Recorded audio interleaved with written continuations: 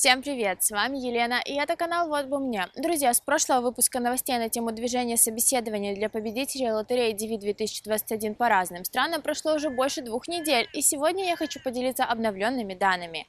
За эти 2 недели с даты выхода прошлого выпуска целых 10 стран вышли из спячки и начали рассылать приглашения на интервью. Но, конечно, как и все остальные, очень медленно и очень мало.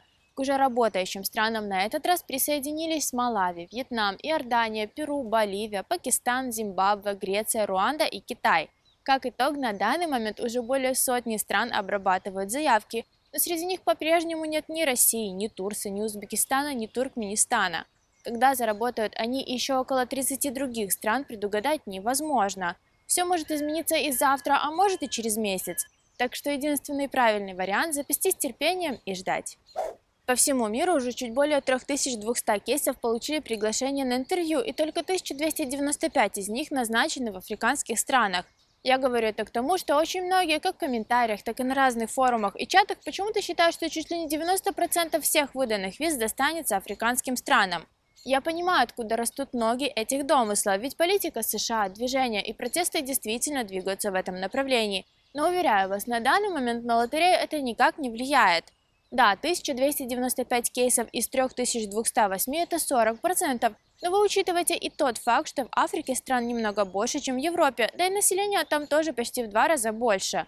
Кроме того, уровень жизни в этих странах значительно ниже, а значит интерес к лотерее выше, чем во многих европейских странах. Кстати, ударно работают в Африке только Алжир, Марокко, Гаяна, Камерун, Кения, Египет и Того. На этих 7 стран приходится целых 995 назначений, а все остальные страны работают едва ли быстрее европейских. К тому же Казахстан, Эмираты, Австралия, Фиджи, Украина и Грузия тоже выделяются на фоне остальных и по количеству назначенных интервью стараются не отставать от вышеперечисленных. Так что, как я и говорила раньше, несмотря на то, что дела идут совсем не так, как хотелось бы, прогресс все равно есть, и не стоит предвзято относиться к Африке. Мы с нетерпением ждем возобновления работы во всех странах, и как только изменения в лучшую сторону коснутся тех стран, откуда у нас больше всего подписчиков, мы обязательно сообщим про это максимально оперативно. Я не вижу смысла каждую неделю упоминать отдельно Узбекистан, Россию, Таджикистан и другие страны, если никаких изменений по этим направлениям не произошло. Так что, пожалуйста, наберитесь терпения, не теряйте надежду и следите за обновлениями на нашем канале. Как вы помните, еще в феврале действовала прокламация 10.014, и собеседования не назначались совсем. А даже после ее снятия прошла не одна неделя до того момента, как первые страны начали шевелиться. Да, 3000 назначенных интервью – это все еще капля в море, но все больше и больше стран на официальных сайтах посольств публикуют уведомления о том, что активно занимаются поиском решения проблемы накопившегося бэклога. И я уверена, дела действительно в скором времени пойдут гораздо лучше. Да и давление иммиграционных адвокатов в судах никто не отменял. И даже несмотря на то, что судебные процессы идут очень медленно, все это 100% косвенно влияет на ускорение работы. Как, например, было с исками против прокламации, которые отменили до постановления суда. Я уверена, отменили ее только из-за давления адвокатов и прессы. Так что не опускаем руки и надеемся на лучшее.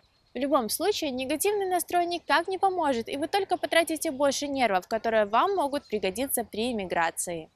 На сегодня все, друзья. Я, как и всегда, буду держать вас в курсе событий и делиться всеми самыми важными новостями на тему лотереи Green Card и иммиграции в США максимально коротко и оперативно. Если информация была полезной и познавательной, поддержите наш проект. Подпишитесь на канал, подключите уведомления, поставьте лайк и поделитесь этим видео с друзьями. А если у вас остались вопросы к нам, смело задавайте их в комментариях.